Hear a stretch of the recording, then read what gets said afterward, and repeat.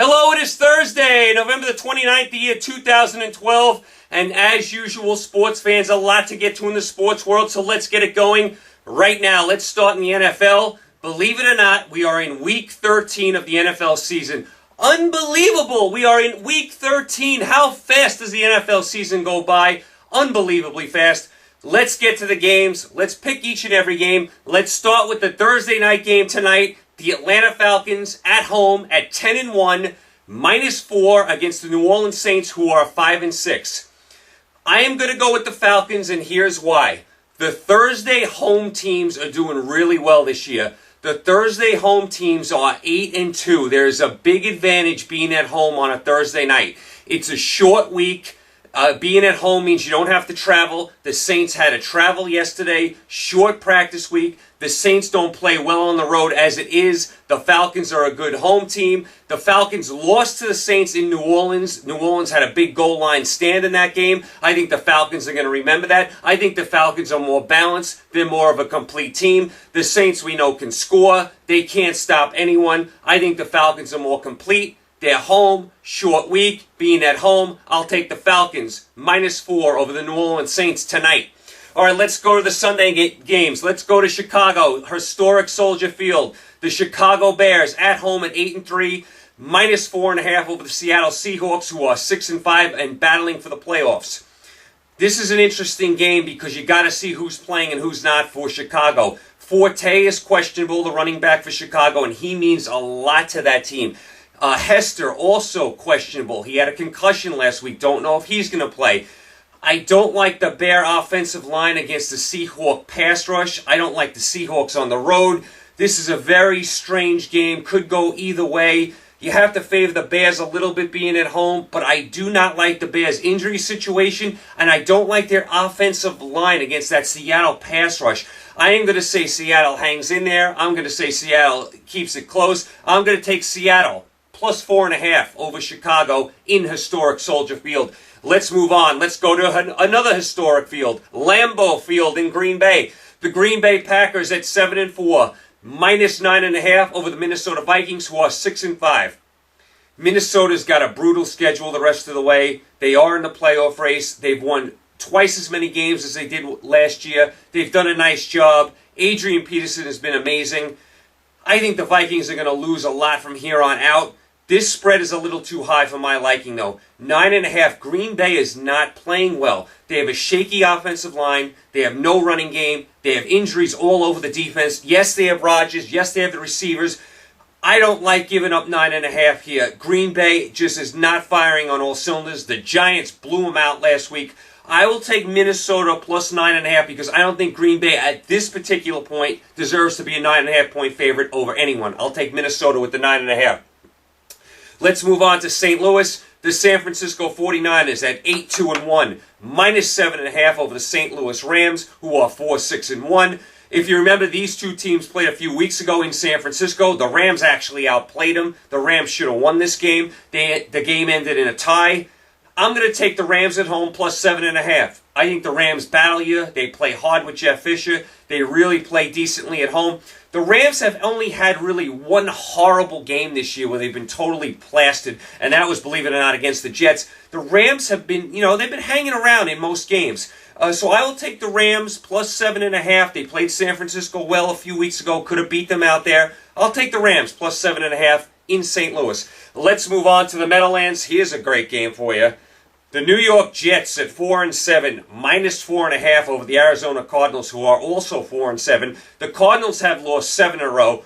Who knows what the quarterback story is with Arizona? I mean, is it Cobb? Is it Skelton? Is it Lindley? Jets, total mess. I mean, I'll take Arizona +4.5 here because why are the Jets 4.5-point favorite over anyone? I mean, did you see their performance against New England a couple weeks ago? These are two teams going in the opposite direction. I will grab the points here and say it's a field goal game just because they're both miserable and terrible. I'll take Arizona +4.5.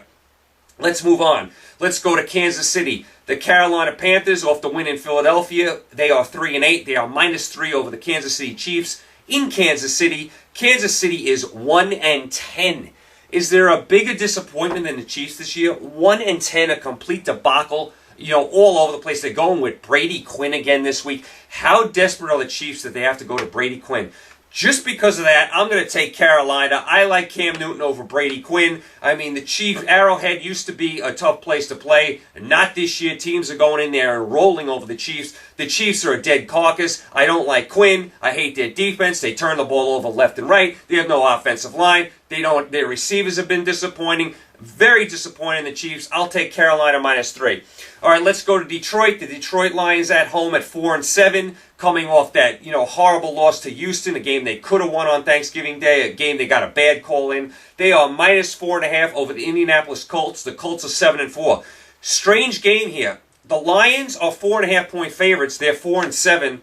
The Colts are 4.5-point underdogs. They're 7-4. You know why? The Colts do not play well on the road. They're a really good home team. They don't play well on the road. Plus, the Lions are probably a little better at 4-7. They're probably a little better than that. They just find all sorts of ways to lose.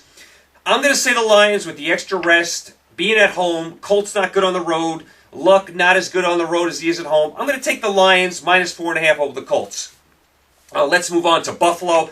Here's another beaut of a game. The Buffalo Bills at 4-7, -6 over Jacksonville, who's 2-9. Oh my goodness, what a sneezer, what a sleeper game this is. What a snoozer, I meant to say. I mean, what a debacle this game is. I mean, Jacksonville has actually showed some signs of life the last couple of weeks. Gabbert, got hurt. They went to Henne. Henne has actually looked pretty good the last 2 weeks, and Jacksonville's shown some life. They could have beat Houston, lost them in overtime. They won last week. I'm going to take Jacksonville +6 just because it's two bad teams. Jacksonville's shown life with Henne. I'm going to grab the points here, say it's another field goal game. I'll take Jacksonville +6.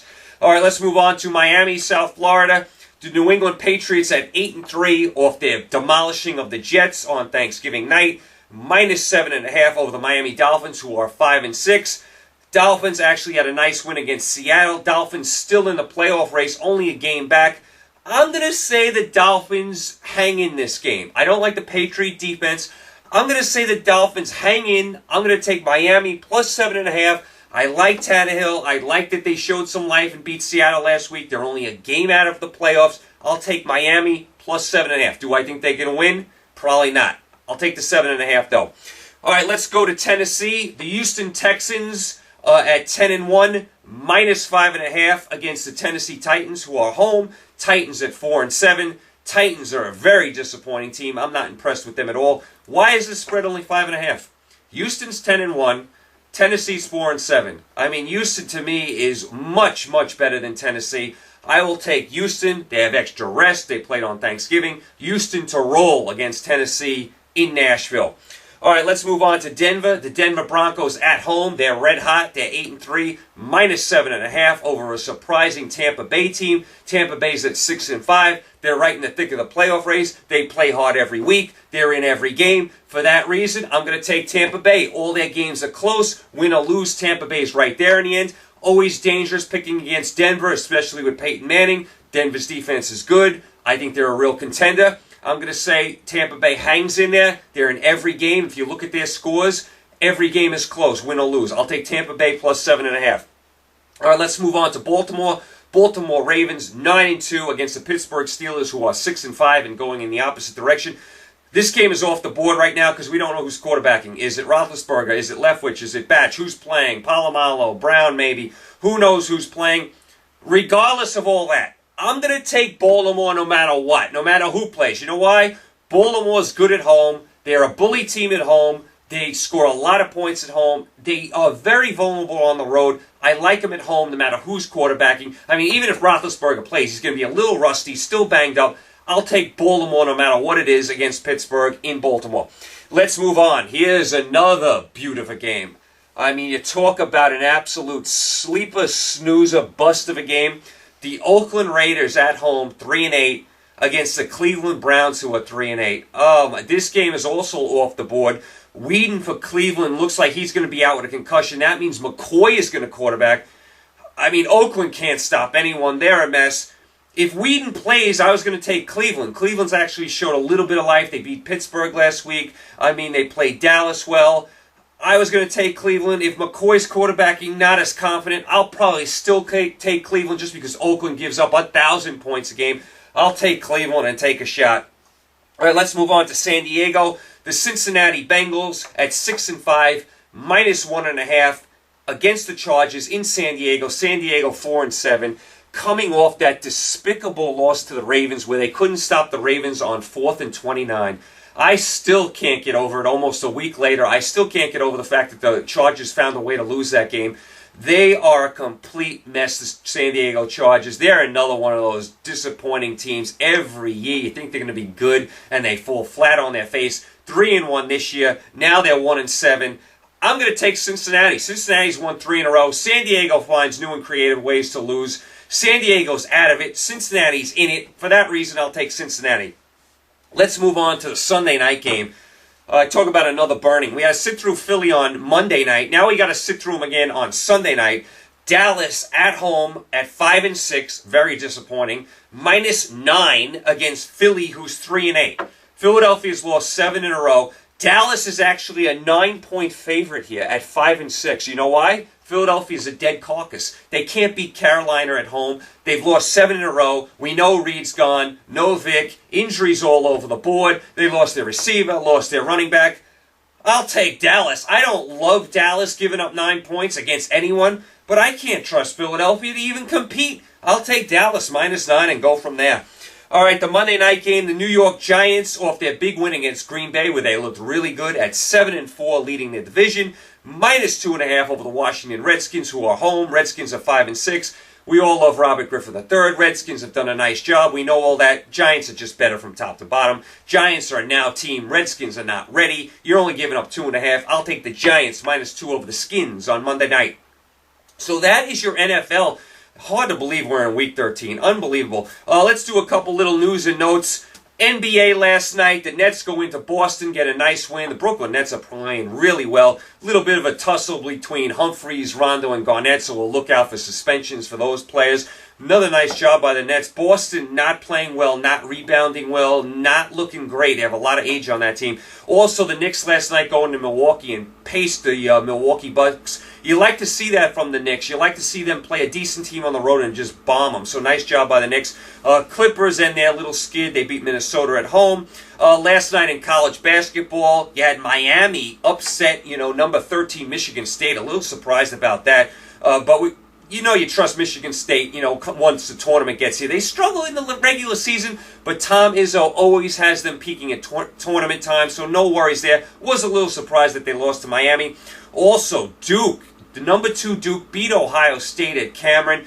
Duke has been playing great ball this year. I mean, look at the teams they beat this year. They beat Ohio State, Louisville, Kentucky, Virginia Commonwealth, who's a nice team. Duke has had some nice wins this year already, and they didn't play great in the first half. They hung in there. They pulled away in the second half, so a nice win by Duke, playing really nice ball this year.